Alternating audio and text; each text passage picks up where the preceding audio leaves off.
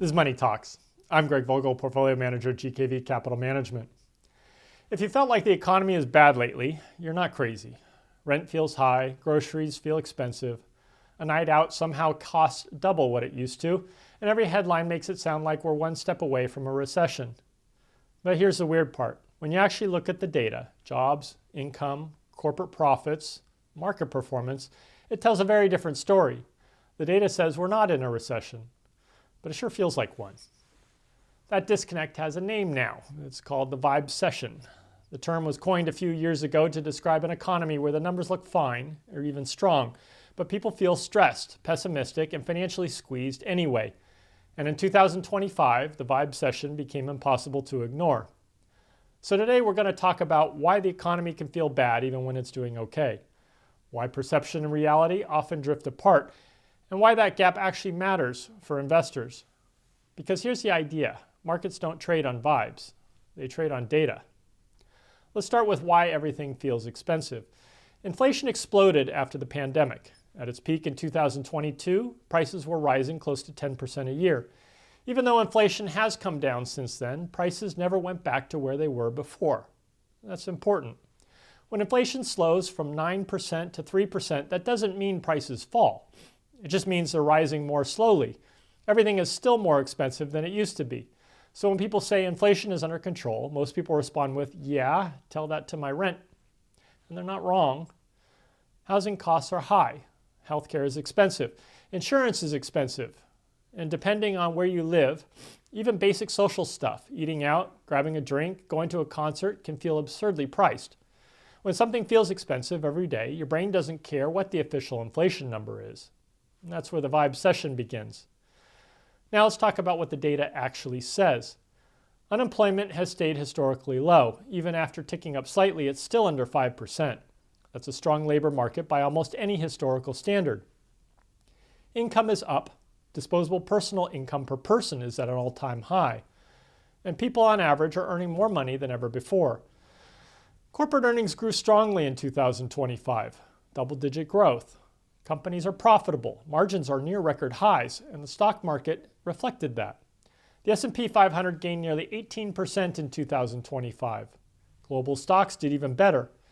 Bonds had one of their best years in a long time. Gold, silver, international markets, strong performance across the board. If you only looked at consumer sentiment surveys, you'd never guess that. One of the most striking examples of the Vibecession is consumer sentiment. There's a long-running survey from the University of Michigan that measures how people feel about the economy.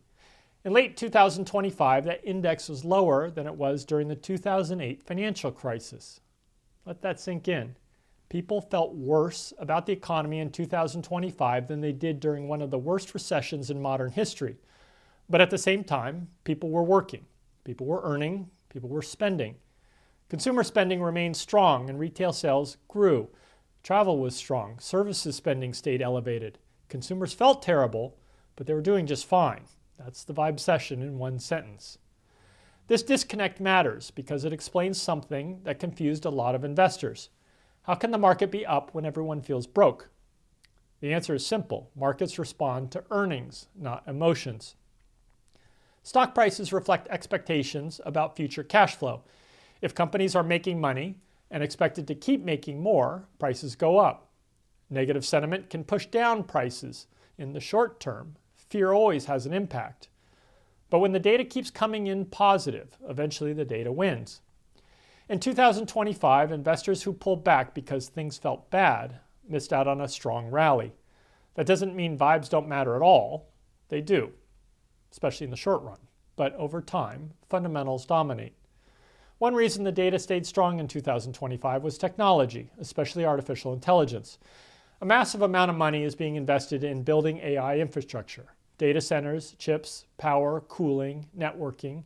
This isn't hype spending on apps that may or may not exist. This is physical infrastructure that companies believe they need in order to compete. As a result, a large share of earnings growth has come from a relatively small group of large technology companies. That concentration has made some investors nervous, and understandably so. We've seen this before. The late 1990s internet boom had a similar feel. Not every company will be a winner long term. Some expectations are probably too optimistic, but the investment cycle itself appears real and ongoing.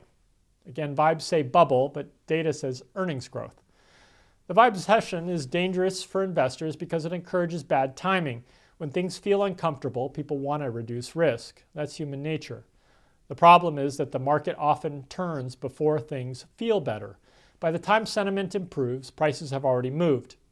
In 2025, the consensus outlook was gloomy. Tariffs, politics, inflation, fatigue, geopolitical risk, and yet earnings grew and the markets rose. The lesson isn't ignore risk, it's separate feelings from facts. Every year, banks and strategists publish market forecasts, and every year, most of them cluster around the same number, usually mid-single-digit returns. That's not because they know something magical, it's because predicting the future beyond a short window is extremely hard. It's like weather forecasts. Beyond about 10 days, all you really have is historical averages. What is useful is understanding expectations. If everyone expects the economy to struggle, but the data comes in okay, markets can rise. If expectations are too optimistic and data disappoints, markets fall. The key isn't predicting the exact outcome. It's understanding where perception and reality might diverge. And that's where our opportunity lies. So here's the big idea to leave you with. The Vibecession is real. The stress people feel is real. Affordability pressures are real. But feelings don't always match fundamentals. In 2025, sentiment said recession, and the data said growth. Markets followed the data. As investors, our job isn't to deny how things feel, it's to recognize when perception and reality aren't aligned and avoid making decisions based purely on fear or frustration. Because when vibes and data disagree, the data eventually wins. For more detail on our analysis, you can download our quarterly update from our website at gkvcapital.com. You can also sign up for our email distribution list to receive our reports directly in your inbox. Thank you very much for watching.